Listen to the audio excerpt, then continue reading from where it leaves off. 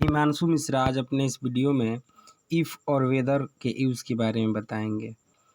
तो सबसे पहला इसका नियम है, इफ़ और whether is used in the sense of की that after the reporting verb ask want to know inquire demand etc और reporting verb plus object before reported speech in the indirect speech like this direct he said are you busy, he said if या whether I was busy.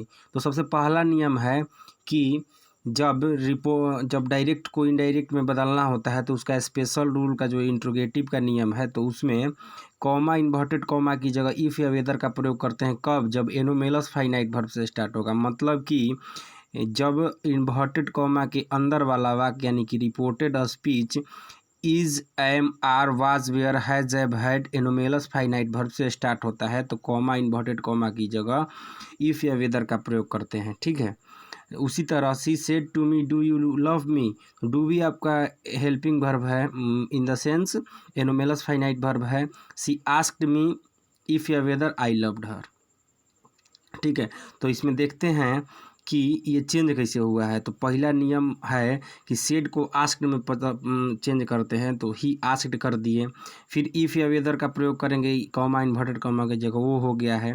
अब are you busy, तुम busy हो, तो इसका अगला नियम है इंट्रोगेटिव स्पेशल रूल का कि अंदर वाले दिए गए वाक्य को एसर्टिव में चेंज करते हैं, एफर्मेटिव में। तो आर यू बी जी को यू आर बी जी में पहले कन्वर्ट कर देंगे। अब यू आर बी जी को कन्वर्ट करेंगे सेकेंड पर्सन ऑब्जेक्ट के अनुसार। ऑब्जेक्ट कुछ नहीं है, मी लेके आई कर दिया गया है वहाँ पे। और इज एम आर वाजवियर में चेंज होता है चेंज ऑफ टेंस नियम के अनुसार। चूँकि ये जनरल रूल है, जनरल रूल सब पे लागू होता है।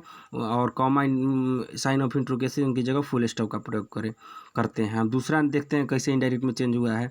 सेट को आस्क में कर दिए, मी कर दिए, कॉमा की जगह इफ़ या वेदर का प्रयोग कर दिए। सेकेंड पर्सन ऑब्जेक्ट के अनुसार यू आई में चेंज हो जाएगा। और do you love me present indefinite है जिसको पास्ट इंडिफिनिट में चेंज कर देते हैं, मतलब V2 कर देंगे, सब्जेक्ट प्लस V2। और आई का मी होता है तो फर्स्ट पर्सन सब्जेक्ट के अनुसार तो सी का हर हो जाएगा। अगला है इफ़ और whether is used after not know not sure and wonder.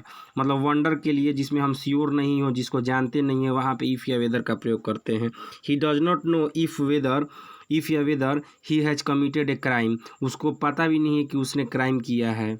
I am not sure if या whether she will sign the agreement, मैं निश्चित रूप से ये नहीं कह सकता हूँ कि एग्रीमेंट पे वो साइन करेगी या नहीं करेगी। ठीक है।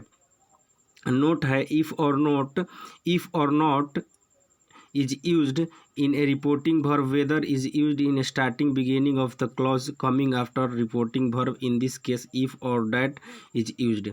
He does not know whether she will come or not, उसको पता नहीं है कि वो आएगी या नहीं आएगी। He does not know if या that she will come or not। तो ये क्या है? ये गलत है।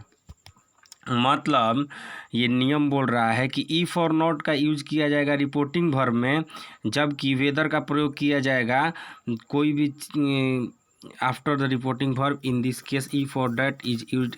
ही does not know whether she will come और नॉट, उसको पता नहीं है कि वो आएगी या नहीं।